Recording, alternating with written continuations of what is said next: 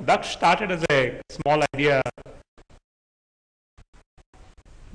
when few of us asked ourselves, what kind of accountability do you have in government systems? I mean, I'll just ask you a question. People can answer this. Well, there are some of you who don't and depend on.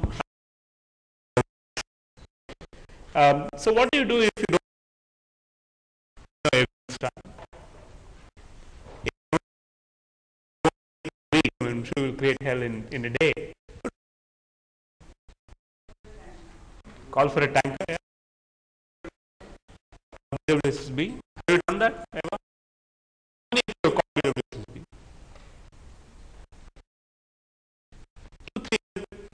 It's of about, I don't know, 100 maybe. It suggests or reflects the fact that we don't know how to hold our government accountable. And the reason also, because we don't need to. I mean, as RK said, most of us in this room are not dependent on the government for our day-to-day, activities. Only if there's a real crisis, we go to the government. I mean, we only go to the government when we need a Khata transferred, or one of our brothers or children need a driving license or things like that, right? Things that you cannot avoid.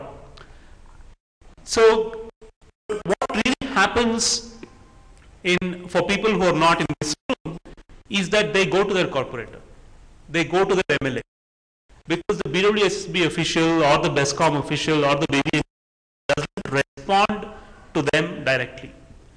And we started looking at this, we said that there is no accountability between the officials and the people. The accountability that you and I as citizens have, or only from, is the people we elect. And we have divorced our. So then we said, try and come up with a few methods to improve that process of accountability. And when we started doing this was a broad idea, that how do we improve accountability of elected representatives? And so we worked on a few models and methodologies. So, if you know this, I'm sorry I'm repeating it, but an MLA, for example, as to take care of the roads. He's not supposed to worry about the drainage or water supply in his particular. His role is actually to go and sit in the legislative and legislate on policies that affect the state. He also has a secondary role, which is to collect views on policy matters. Now, I mean, MLA that, and I consider that I voted in almost all the elections, even when I come back and vote in the elections and go. I was that keen. But I can't think of any MLA who was actually asked his constituents, what do you guys think about this policy? Right? Going up for debate in the legislature. The reason is that because the MLA doesn't care about his constitution, policies are being made. Because he doesn't participating in the proceedings of the assembly in his constituency. So, I did this interview with a few MLAs when we were starting this as to how do we look at accountability for MLAs. We spoke to a few MLAs. They said out of the 224 MLAs in Karnataka state, about 25 were interested in the assembly. Okay, only 25. Leave aside the ministers who don't have a choice but to come to they prefer not to come to the assembly because they've got. So what is other guys doing? So they're running around. Not really. I mean, and that's our perception. Okay, these guys are making their money. They're not actually. They're making their money. But what they're trying to do is they're chasing bureaucrats to ensure that money comes into their constituency. Okay. I will read you what Revati mentioned that we have been interviewing MLAs from Bangalore to come and talk to us. A couple of things struck me. So these are all MLAs who have been MLAs for 3 terms now.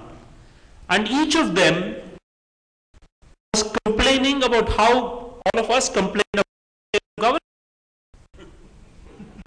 I don't think they realize that. Complain about them, they complain about us. They said, only about 30%. And I said, what have you been doing for the last? So what sort of the granularity in which MLAs think? Constituency. A person who was a minister in the previous government came to us and talked about hospitals in his constituency. And I'm not doing it at the government level. Anyway, I'm getting the original brief which Revati gave about that. Looking at accountability, we said, okay, we'll do 2 things. One, to the people do in 5 years. Right? What does that do? That gives information, and surprisingly, information to the candidates themselves to what they have done, because nobody keeps track.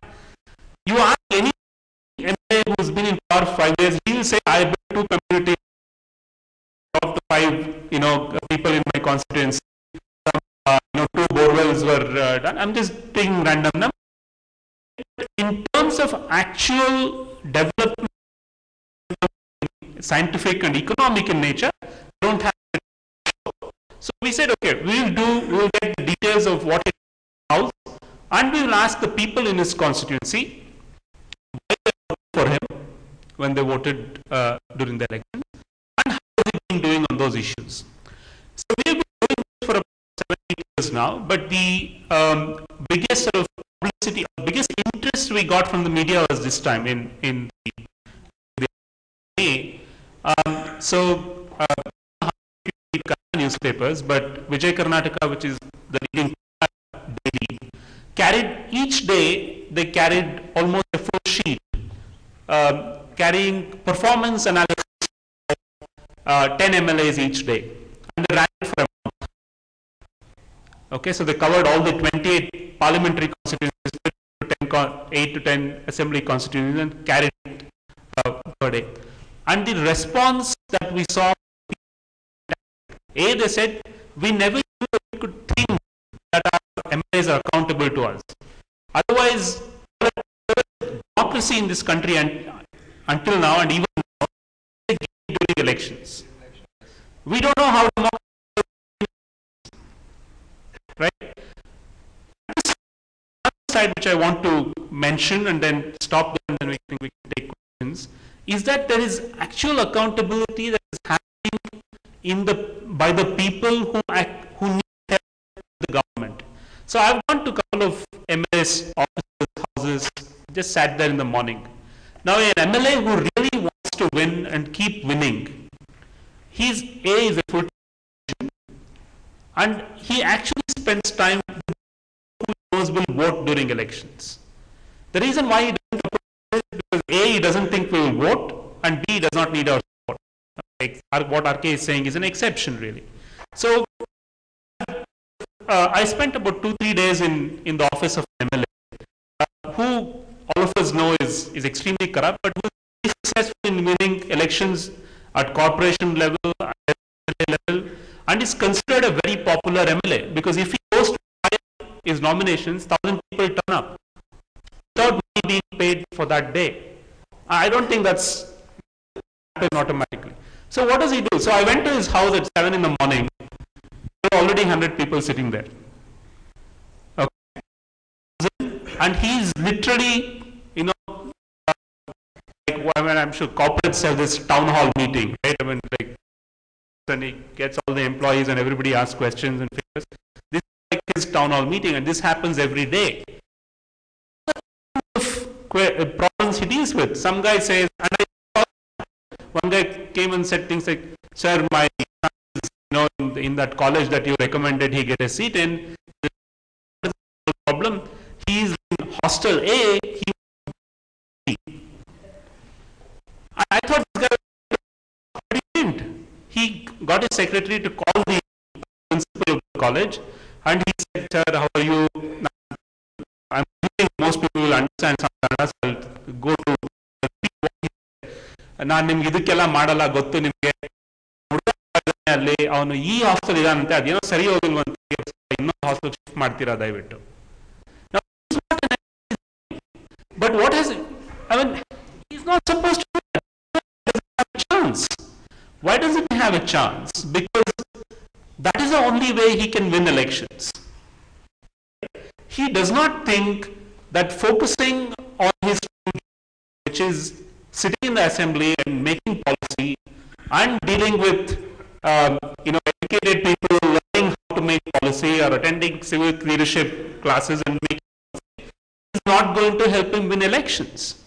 But at the same time they accept, and that is what that's what the substance of what Rajiv and I said, that there is a huge thirst for knowledge amongst the elected representatives because they have no clue. I mean, it's like making somebody the CEO.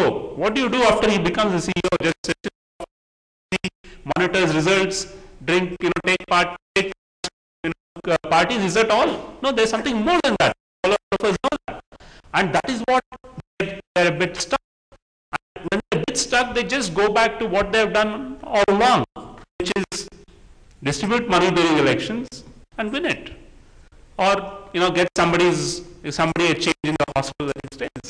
And he assured of at least 4 votes, right? I mean, it's not easy to get 4 votes, believe me, in an election when there are 10 other candidates. So I'll stop there. I don't know if I covered all the issues you wanted me to cover, but I'll stop there, and maybe we can, during question answer session. One more question before we put it for Q&A. I think this whole analytics piece on winning elections from the US we have seen is all about also having strong analytics background, knowing exactly where your constituencies are and how it is moving, and having real-time information. And have you thought of technology and the analytics backbone? Yeah, so this time actually we did something. Times of India asked us to do a pre-election mood survey, and as Daksh we have generally not done exit polls and things like that because we think it will affect our credibility in evaluating MLAs. But mood survey was fairly, we didn't ask who's going to win. So we asked certain questions. And so about 4 weeks before the elections happened, so we knew that the BJP was going to lose miserably, and we knew it was going to get wiped out in the coast and other parts of Karnataka. So what 2-3 things came out. One, so does analytics help? Yes, analytics helps. There's a problem with data collection in India because there's a lot of fudging of data that happens. For example, and there are a lot of agencies. There are about, I think, quite a handful of professional analytics agencies that are coming up who operate with particular parties. So they go, they do surveys and predict whether somebody will win or not. We spoke to some of them, some of these agencies. They said the biggest problem is in collecting data because you have to literally now. It's very difficult to do a telephone survey in India now. So when you go, the problem is the last mile. The data is very weak because a lot of people fudge data. I mean, just one room and fill the forms and come back because it's boring. How many people will you go and ask who will you vote, why do you vote, and all of that. So there's a huge error in professional data analytics things are going on.